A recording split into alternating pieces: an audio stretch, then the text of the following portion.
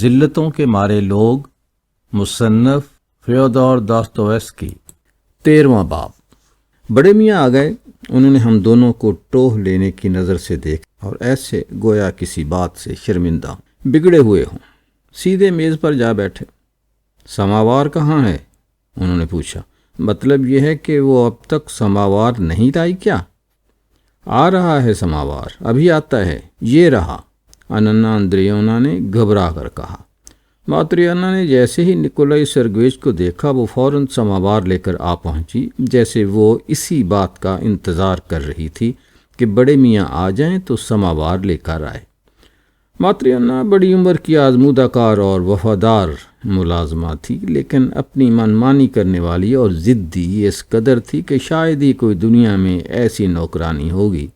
تریہٹ اور سرکشی سے بھری ہوئی وہ نکولائی سرگیویچ سے دبتی تھی اور ان کی موجودگی میں زبان کو لگام دیے رہتی تھی، مگر اس کی ساری کسر نکال لیتی تھی آننا اندریونا پر، کیونکہ ہر بار وہ ان کے ساتھ بدزبانی سے پیش آتی اور مالکہ پر حکم چلانے کی کھلے عام کوشش کرتی تھی۔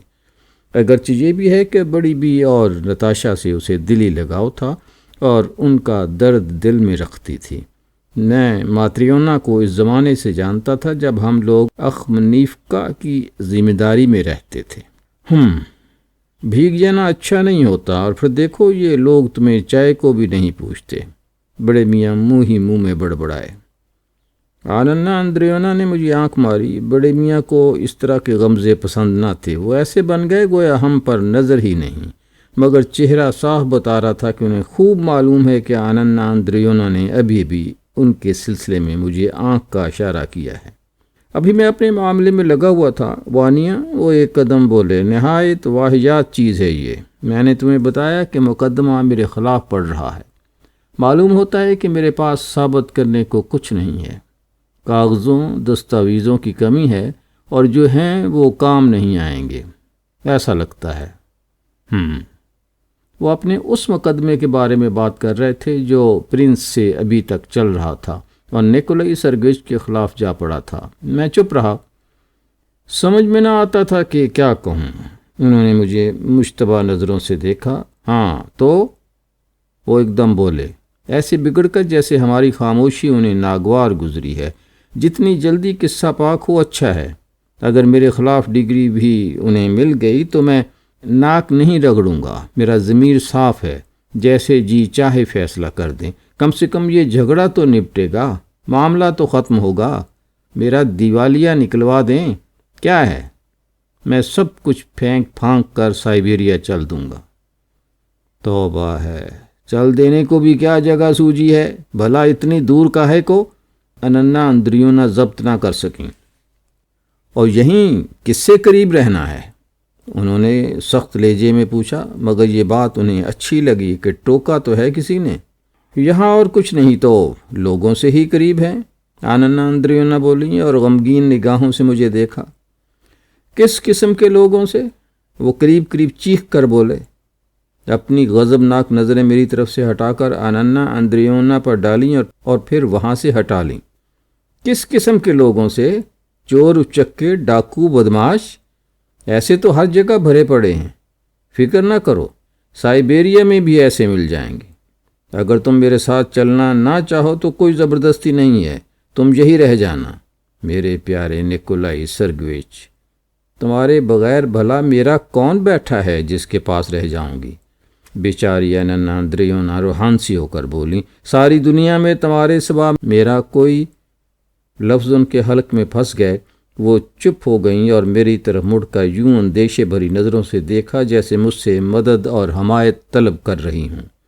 بڑے میاں اس وقت بری طرح بگڑے ہوئے تھے اور کسی چیز پر بھی بفر سکتے تھے۔ ان کی بات کاٹنا ٹھیک نہیں تھا۔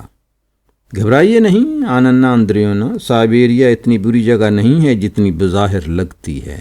اگر حالات بد سے بدتر ہو گئے اور آپ کو اخمنیفکا کی زمین جائیداد بیچنی ہی پڑی تو نکولائی سرگیویچ کا ارادہ نہایت مناسب ہے۔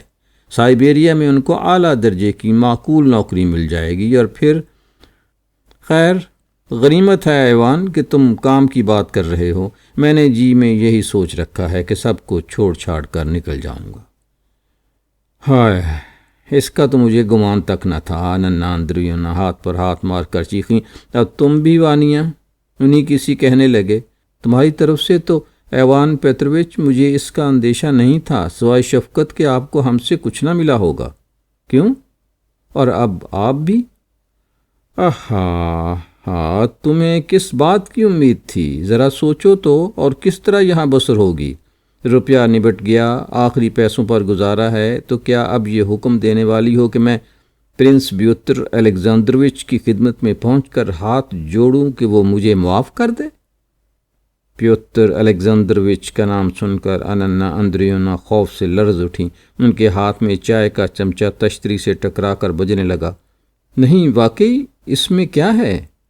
نکولائی سرگیویچ کینہ اور ضد سے بھری ہوئی خوشی سے گرم ہو کر بولے، کیا خیال ہے تمہارا وانیا؟ کیسا رہے گا کہ میں واقعی اس کی خدمت میں پہنچوں؟ سائبیریا جانے کی کیا ضرورت ہے؟ یہی اچھا رہے گا کہ کل خوب عمدہ سوٹ نکالوں، بال بناؤں، اپنا حلیہ ٹھیک ٹھاک کروں۔ آننا اندریونا ایک نئی سفید واسکٹ کلف کر کے تیار کر دیں گی۔ بھلا اس جیسی ہستی کی خدمت میں آدمی یوں ہی تھوڑی جا سکتا ہے۔ نئے دستانے بھی خرید لاؤں گا تاکہ سراپا درست رہے، اور پھر پرنس بہادر کی خدمت میں حاضر ہوں گا کہ اے حضور والا، ہمارے مائی باپ، ہمارے سرپرست خطاوار کو معاف کر دیجئے، مجھ پر رحم کیجئے، مجھے روٹی کا ایک ٹکڑا عنایت کیجئے، میں بال بچے والا ہوں۔ کیوں؟ یہ ٹھیک رہے گا نا آننا اندریونا؟ تم یہی چاہتی ہو نا؟ ہائے میرے پیارے، مجھے کچھ نہیں چاہیے، میں تو یوں ہی سوچے سمجھے بغیر بول پڑی تھی، مجھ سے خطا ہو گئی، معاف کر دو، بس تم چلاؤ نہیں۔ آننا اندریونا نے خوف سے زیادہ کانپتے ہوئے کہا، مجھے یقین ہے کہ جب بڑے میاں نے اپنی غریب بیوی کی آنکھوں میں آنسو اور خوف لرزتے دیکھا تو ان کے دل میں ہوک سی اٹھی اور وہ غمزدہ ہو گئے۔ مجھے یہ بھی یقین ہے کہ بڑے میاں اپنی بیوی سے بھی زیادہ دکھی تھے، لیکن یہ کہ خود کو قابو میں نہ رکھ سکے۔ کبھی کبھی نہایت شریف، نیک دل مگر کمزور اعصاب کے لوگوں کے ساتھ ایسا ہوتا ہے کہ نرمی اور شرافت کے باوجود وہ اپنے غم و غصے کو یہ چھوٹ دے دیتے ہیں کہ وہ انہیں بہا کر اس حد تک لے جائے جہاں خود غرضی کو تسکین ملے، اور چاہے کچھ ہو جائے اپنی بات کہہ ڈالتے ہیں، خواہ اس کی وجہ سے دوسروں کو بلکہ کسی بے قصور آدمی کو صدمہ ہی کیوں نہ پہنچے۔ اور اکثر حالتوں میں یہ بے قصور ہستی وہی ہوتی ہے جو ان سے بہت قریب ہو اور انہیں بہت پیاری ہو۔ عورتوں میں یہ خصلت عام ہے کہ چاہے غمزدہ اور اداس ہونے کا کوئی سبب ہو یا نہ ہو، لیکن کبھی کبھی ان کو دکھی اور اداس بننے کا شوق ہوتا ہے۔ اس معاملے میں اکثر مرد بھی اس طبیعت کے واقع ہوئے ہیں، اور ایسے مرد جو نہ تو کمزور ہیں اور نہ ان پر نسوانی خصوصیات کا کوئی شائبہ گزرتا ہے، بڑے میاں کو چل اٹھتی تھی کہ جھگڑا کرنا چاہیے، اگرچہ اس جھگڑے میں وہ خود ہی اذیت اٹھاتے تھے۔ مجھے یاد ہے کہ عین اس وقت میرے ذہن میں یہ خیال آیا کہ کیا واقعی نکولائی سرگیویچ اس قسم کی راہ اختیار کر سکتے ہیں جیسی آننا اندریونا سمجھ رہی ہیں؟ ہو سکتا ہے کہ خدا نے ان کے دل میں نیکی ڈال دی ہو اور وہ نتاشا کے ہاں جا رہی ہوں، لیکن راستے میں ارادہ بدل دیا ہو یا کوئی اور گڑبڑ ہو گئی ہو تو وہ اپنے اس ارادے سے باز آ گئے ہوں۔ یہ بات یقینی طور پر ہونا ممکن تھی، اور اب وہ جھنجھلائے ہوئے جلے ہوئے گھر واپس آئے ہیں اور اپنے ابھی کے ارادوں پر پیچ و تاب کھا رہے ہیں۔ انہیں اپنی نیت پر شرمندگی ہو رہی ہے، اور اب کسی ایسے وجود کی تلاش ہے جس پر غصہ اتار سکیں، جو خود اپنی کمزوری کا غصہ ہے اور جن کے بارے میں شبہ ہے کہ وہ بھی یہی جذبات اور یہی نیت رکھتے تھے اور ان پر وہ تیش کھائے ہوئے ہیں۔ غالباً ایسا ہوا ہے کہ جب بڑے میاں نے اپنی بیٹی کو معاف کرنے کی سوچی تو ان کی آنکھوں کے آگے تصویر آ گئی کہ بیچاری آننا اندریونا اس بات سے کس قدر خوش ہوں گی، پھولی نہ سمائیں گی۔ لیکن جب اس ارادے کا حاصل کچھ بھی نہ نکلا تو اب آننا اندریونا ہی کی شامت آئی ہے، اور انہی کو سب سے پہلے اس غصے کا شکار ہونا پڑا ہے۔ مگر شوہر کے سامنے آننا اندریونا خوف و دہشت سے تھرتھرائی تو ان کی دکھ بھری آنکھوں سے بڑے میاں کو خود تکلیف ہوئی۔ وہ اپنے بگڑ جانے پر معلوم ہوتا ہے کہ پچھتائے اور خود کو لمحے بھر کے لیے سنبھال لیا۔ ہم سب خاموش تھے۔ میں اس کوشش میں تھا کہ بڑے میاں سے نظر چار نہ ہو، لیکن یہ بھلا وقت دیر تک باقی نہ رہا۔ کچھ بھی نتیجہ ہو، انہیں تو پھٹ پڑنے سے یا اگر ضرورت پڑے تو ڈانٹ ڈپٹ کرنے سے اپنے دل کا بخار نکالنا تھا۔ دیکھو وانیہ، وہ آخر ایک دم سے بولے، افسوس ہے، مجھے کہنا تو نہ چاہیے تھا، لیکن اب وقت آ گیا ہے کہ مجھے صاف طور سے گول مول بات کیے بغیر برملا کہہ دینا چاہیے، اور ہر صاف گو آدمی کا یہ فرض ہے کہ وہ کہہ ڈالے۔ ہاں تو سمجھے وانیہ، مجھے خوشی ہے کہ تم آ گئے، اور میں پکار کر تمہاری موجودگی میں کہہ دینا چاہتا ہوں تاکہ دوسروں کے بھی کان میں پڑ جائے کہ مجھے اس بکواس سے کوفت ہونے لگی ہے۔ میں ان آنسوؤں، سسکیوں، آہوں اور کراہوں سے تنگ آ چکا ہوں، جس کو میں نے ایک بار اپنے دل سے نکال پھینکا۔ دل کا اتنا لہو جلا، کلک ہوا، سب کچھ سہا، اب اسے دوبارہ میں اپنے دل میں جگہ دینے والا نہیں ہوں۔ یہ میرا قول ہے اور عمل بھی یہی ہوگا۔ میرا اشارہ ہے اس واقعے کی طرف جو 6 مہینے پہلے ہو چکا ہے۔ سمجھے نا تم میرا مطلب وانیہ؟ میں اس کے بارے میں یوں کھل کر اور صاف طور سے کہہ رہا ہوں کہ اب میرے لفظوں کے بارے میں کوئی غلط فہمی نہ ہونی چاہیے۔ انہوں نے میری طرف خون آلود نظروں سے دیکھتے ہوئے کہا، اپنی بیوی کی طرف نہیں دیکھا اس خیال سے کہ ان کی سہمی ہوئی نظر سے نظر چار نہ ہو جائے۔ میں پھر دہراتا ہوں، یہ نہایت بیہودہ بات ہے، میں اسے برداشت نہیں کر سکتا۔ جس بات پر مجھے بے حد طیش آتا ہے وہ یہ ہے کہ ہر کوئی میرے متعلق اس قسم کی رائے قائم کر لیتا ہے کہ میں ایسے گرے ہوئے کمزور جذبات کا آدمی ہوں، گویا کوئی احمق ہوں، گویا میں کوئی پاجی کمینہ آدمی ہوں، غم سے دیوانہ ہوا جا رہا ہوں۔ بکواس، بس ختم۔ میں نے دل سے وہ پہلے کے جذبات ہی نکال پھینکے، اب یاد کرنے کا کوئی سوال نہیں رہا میرے لیے، بالکل نہیں، قطعی نہیں، ہرگز نہیں، اور نہیں۔ وہ اپنی کرسی سے اچھلے اور میز پر اس زور سے مکہ مارا کہ چائے کی پیالیاں جھنجھنا اٹھیں۔ نکولائی سرگوئچ، کیا آپ کو اننا اندریونا پر ترس نہیں آتا؟ ذرا دیکھیے تو آپ ان پر کیا ستم کر رہے ہیں۔ میں نے کہا، اب مجھ میں ضبط کا پارا نہ رہا تھا، اور یہ کہتے ہوئے میں نے ان کی طرف تحقیر آمیز نظروں سے دیکھا۔ میں نے یہ کہہ کر صرف آگ پر تیل چھڑکا۔ نہیں، مجھے بالکل ترس نہیں آتا۔ وہ زور سے چیخے اور کانپتے ہوئے سفید پڑ گئے۔ مجھے کسی پر ترس نہیں، کیونکہ مجھ پر کوئی ترس نہیں کھاتا۔ ترس نہیں آتا کیونکہ خود میرے گھر میں میری لٹی پٹی آبرو کے خلاف مسکوٹ کی جاتی ہے، اور میری بگڑتی ہوئی بیٹی کی حمایت کی جاتی ہے، جو اس قابل ہے کہ اسے بالکل آگ کر دیا جائے اور ہر طرح کی سزا دی جائے۔ نکولائی سرگوئچ، آپ اس کے حق میں بد دعا کا کلمہ منہ سے مت نکالیے، جو جی چاہے کہیے، مگر بیٹی کو آگ کرنے کا لفظ نہ کہیے۔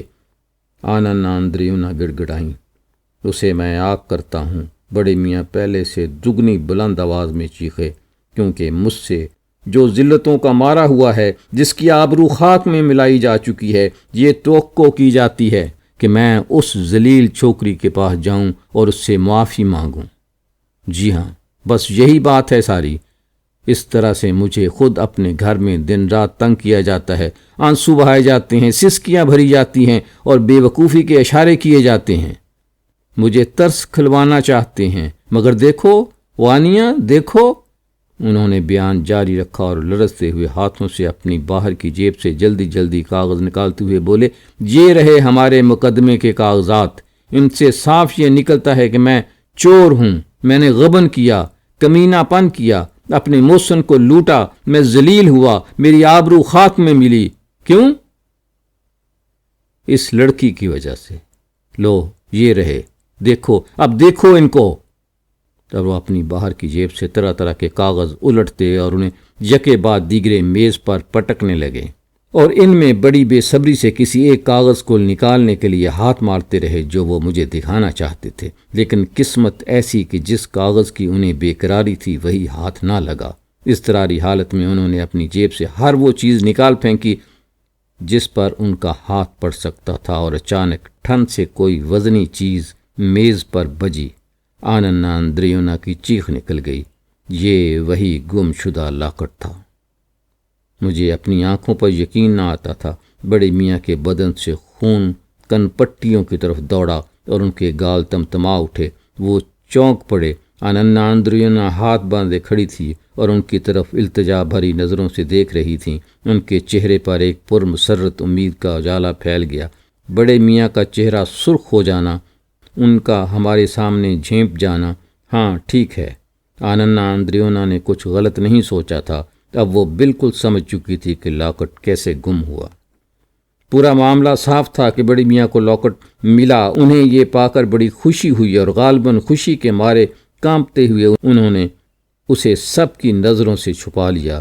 وہ سمجھ گئیں کہ کہیں اکیلے میں انہوں نے اپنی چہیتی بیٹی کی تصویر بے پناہ محبت سے دیکھی ہوگی اور دیکھتے رہ گئے ہوں گے، بلکہ شاید بیچاری دکھی ماں کی طرح انہوں نے بھی سب کی نظروں سے دور بند کمرے میں پیاری نتاشا سے باتیں کی ہوں گی، اس سے آپ ہی آپ باتیں کی ہوں گی، رات کو دل مسوس کر اور سینے میں آہیں گھونٹ کر اپنی بچی کی تصویر چومی ہوگی، اسے تھپکا ہوگا اور ڈانٹ ڈپٹ گالی کوسنے کے بجائے ان کے دل میں اسی بیٹی کو معاف کر دینے اور دعا دینے کا جذبہ پیدا ہوا ہوگا جس سے وہ ملنے تک کو تیار نہ تھے اور جسے دوسروں کے منہ پر برا بھلا کہتے تھے۔ تو میرے پیارے، تمہیں اب بھی اس کی چاہ ہے؟ آننا اندریونا چیخ پڑیں۔ اب ان میں تاب ضبط نہ رہی تھی کہ اس سخت گیر باپ کے سامنے چپ رہ سکیں جو ابھی ابھی ان کی نتاشا کو کوس رہا تھا۔ لیکن ابھی آننا اندریونا کے منہ سے حیرت کے یہ لفظ سنے نہ ہوں گے کہ بڑی میاں کی آنکھوں میں جنونی غصہ اتر آیا۔ انہوں نے لاکٹ پر ہاتھ مار کر اسے اٹھا لیا اور بہت زور سے زمین پر پھینک کر مارا۔ پھر آپے سے باہر ہو کر وہ پیر سے اسے روندنے لگے۔ ہمیشہ کے لیے آ کیا میں نے تجھے۔ وہ پھٹ پڑے۔ ان کی آواز بھرا رہی تھی اور سینے میں سانس نہیں سما رہا تھا۔ ہمیشہ کے لیے۔ توبہ ہے میری، ماں چلائی۔ ارے اسے، میری نتاشا کو، اس کے پیارے مکھڑے کو پاؤں سے کچلے ڈالتے ہو، پیروں سے، ظالم، بے درد، سنگ دل، مغرور۔ اپنی بیوی کی چیخو پکار سن کے بپھرے ہوئے بڑے میاں خوف کے مارے رک گئے کہ یہ کیا کیا۔ ایک دم انہوں نے لاکٹ زمین سے اٹھا لیا اور دروازے کی طرف دوڑے، لیکن ابھی 2 قدم نہ بڑھے ہوں گے کہ وہ گھٹنوں کے بل گر پڑے اور سامنے جو صوفہ پڑا ہوا تھا اس پر بازو ڈال کر انہوں نے سر نہوڑا دیا۔ سسکیاں لینے لگے، بچے کی طرح، عورت کی طرح۔ ان کے سینے میں آہیں اور آنسو ایسے گھٹے گویا ان کی شدت سے سینہ پھٹ جائے گا۔ وہی بڑے میاں جو ابھی غصے سے گرج رہے تھے، دم بھر میں بچے سے بھی زیادہ نرم پڑ گئے۔ اب ان میں اتنا دم نہ تھا کہ نتاشا پر لعنت بھیج سکیں۔ اب انہیں ہماری موجودگی کا بھی پاس نہ رہا تھا اور محبت کی آگ میں اسی تصویر کو جسے ذرا پہلے پیر سے روند رہے تھے اپنے بوسوں میں ڈبوئے ہوئے تھے۔ ایسے لگتا تھا کہ بیٹی کی طرف ان کی وہ ساری شفقت، وہ تمام محبت جو اب تک ضبط کر کے رکھی تھی، اب ایک دم بے پناہ قوت کے ساتھ پھٹ پڑنے کو بے چین ہے، اور اس کے ساتھ ساتھ ان کا اپنا وجود بھی ٹکڑے ٹکڑے ہو جانے والا ہے۔ معاف کر دو اسے۔ آننا اندریونا نے سسکیاں لیتے ہوئے، ان پر جھکتے ہوئے، انہیں سینے سے لگاتے ہوئے التجا کی۔ اسے گھر واپس لے آؤ میرے پیارے۔ خداوند عالم حشر کے دن تمہیں اس رحم و کرم اور بردباری کی جزا دے گا۔ نہیں، ہرگز نہیں، کسی صورت نہیں۔ وہ بھرائی ہوئی گلے میں پھنسی ہوئی آواز سے چیخے، یہ کبھی نہیں ہو سکتا۔